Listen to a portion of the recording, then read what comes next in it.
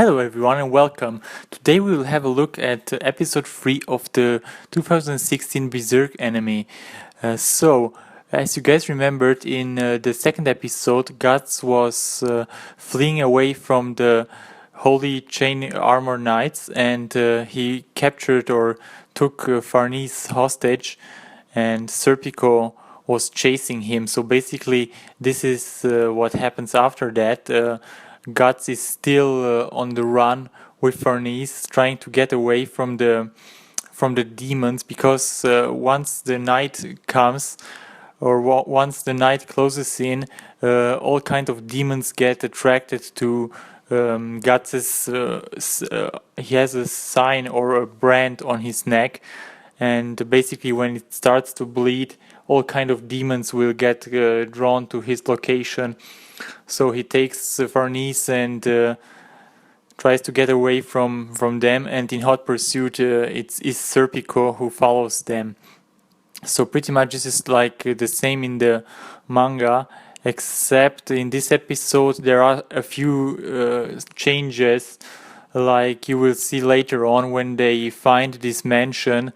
And there is no mention in the manga, I believe. In the manga they are out in the open, and all kind of crazy stuff happens, like some possessed dogs, demon dogs will attack them, and this is very much similar in the anime, but they changed a little bit from the story.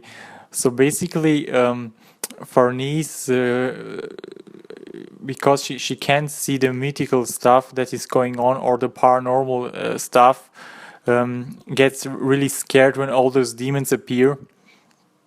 And she, because right now she was always thinking that God will save her, and she wasn't aware of all the paranormal dark ghosts that were luring around.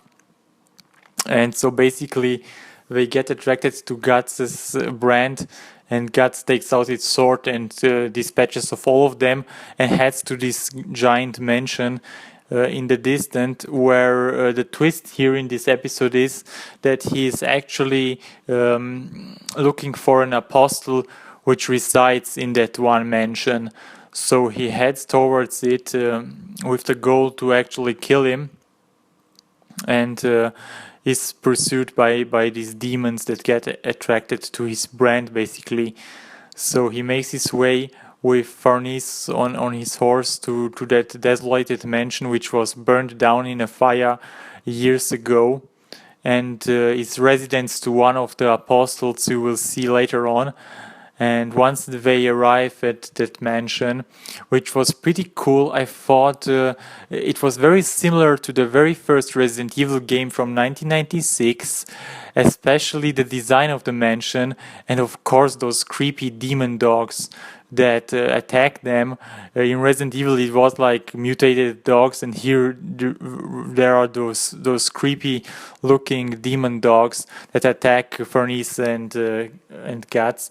And of course, the CGI is pretty bad on those dogs, but it was kind of effective in a very creepy way, because they have these purple weird eyes, and as you can see here in one of these screenshots, they look kind of human-like, and it was very creepy. So anyway, they get surrounded by those evil dogs, and Guts takes out his sword and cuts them in half and bits and left and right. This was pretty cool, because also the sound in this episode was kind of pleasant, very cool sounding, very metal-like, very cool. So he cuts these dogs in left and right, and Farnese gets scared shitless because of all the mayhem that is going on. And cuts them in half with his giant Dragon Slayer sword, and basically they get surrounded, and after that he decides that it's better to go inside the mansion because of all the killer dogs outside, and he takes Farnese and the horse inside the mansion, which is really new, because in the manga there is no mansion and there is no no such place there. And basically they arrive inside the mansion where it gets all creepy. And if you take a look at the layout of the mansion, it's very similar to the one in Resident Evil, which was kind of funny because I thought the whole intro reminded me so much of the very first Resident Evil game, which I am a huge fan of. So they arrive at the mansion, and Puck brings in some light moments, and he takes a look at the mansion, and here you can clearly see how much it really looks similar to the mansion in Resident Evil 1, which was very awesome throwback. Even those two doors are left and right. So Farnese runs away once again because she's so scared. She runs away from Guts and comes across this creepy old midget guy who is an apostle actually. And we get his backstory that he was tending for the dogs of the mansion, and the daughter of the main resident was nice with him and tended for him, and he was literally he later on kills her and sacrifices her to his Behelit, and therefore he becomes an apostle.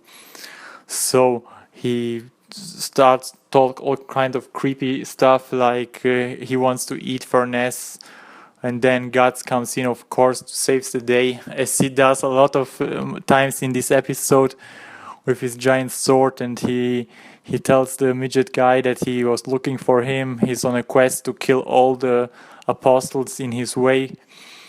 And this was really a cool moment, since he takes out his sword and threatens him and all kind of stuff, and then his brand starts to bleed, signifying that an apostle is nearby, which then turns out to be that midget guy, and he transforms in this huge dog-like demon, which looks pretty bad on the CGI part. I thought it looked really off in contrast to the 2D animation.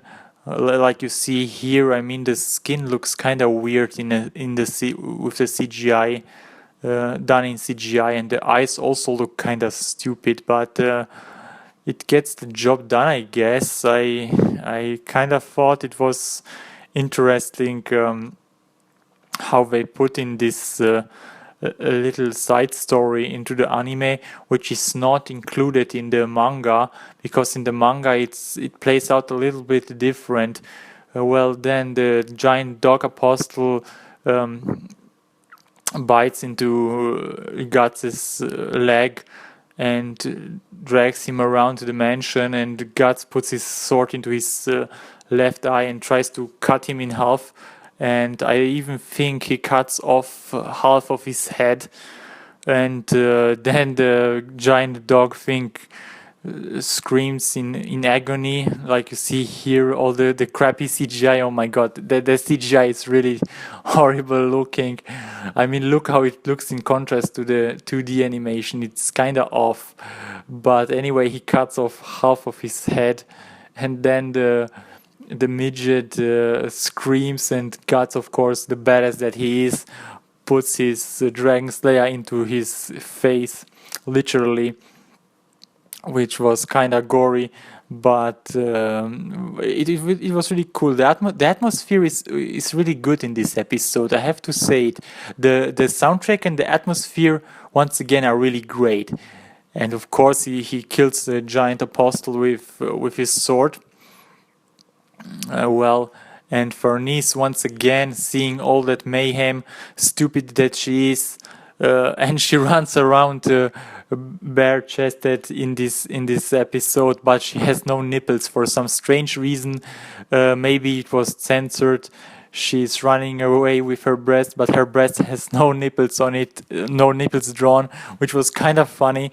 Well, she runs away, and then comes across the horse, Guts' horse, who who gets possessed in this, and this was also a hot topic in the manga, because in the manga Guts' horse also gets possessed by a demon and tries to rape Farnese. And I'm pretty astonished that they left it into the anime. So she comes across the horse, then the horse sits there with foam out of his mouth and looks at her, and the horse has a very creepy look to it. He looks like almost human-like, and this was kind of creepy in both the manga and the anime. So when it look how creepy the horse looks in the anime with the bad animation anyway. So when he sees Farnese, he tries to rape her in the anime as well, and there you can see she has no nipples drawn, so that was kind of weird. Anyway, I was kind of impressed that they left this scene in the anime, because I thought they would totally censor it or left it out completely. So anyway, the horse tries to rape Farnese, and then I believe, as always, Guts comes in with his sword, and when he sees that the horse tries to rape Farnese, he gets very angry. He because this reminds him back to the eclipse moment when Casca was raped by Femto, which is the apostle Griffith turned into. So when he sees that, he gets very angry, because that reminds him of that one very sad moment when he was helpless because demons were holding him back, and he had to witness the moment where Casca got raped by Femto here, as you can see. Also, Casca's skin in this anime seems to be much more light than in the original, which is kind of weird. So when he sees that moment, he gets so mad. He gets out his sword and cuts the demon horse in two parts. That was a cool moment. Flying, the horse's head is flying all over the place, and he stops with his sword just above Farnese's neck and says that she shouldn't run away anymore because this is a very dangerous place. And then Farnese, now comes another awesome moment, because she follows him now, and she gets possessed by a demon, and the demon somehow manages to tap into her inner fears and sexuality, and basically possesses her. And then she gets possessed by this demon and tries to get sexy with Guts, and Guts is like, what the fuck is going on? Then she steps across his sword and tells him he can cut her in half, and Guts is like, whoa. After that, thank God, the daylight breaks in, and this is where she sits on his sword and begs for him to cut her in half. And then the daylight breaks in, and she gets unpossessed. And then when she realizes what happened, she starts crying, and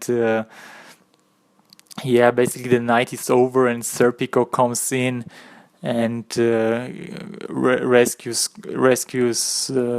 Farnese. Not that she need any kind of rescue, because she was getting helped by Guts anyway. And then he takes her, and Guts goes his way in a cool manner, of course. And that's pretty much it. We get another preview of what is up to come, with some very cool still moments. And also we learn that the previous king has died, and that we will see in the next episode how it will turn out. So guys, that's about it for this episode of Berserk. Very cool episode, a huge step up from the previous one, with lots of cool sounding moments, and also very creepy atmosphere.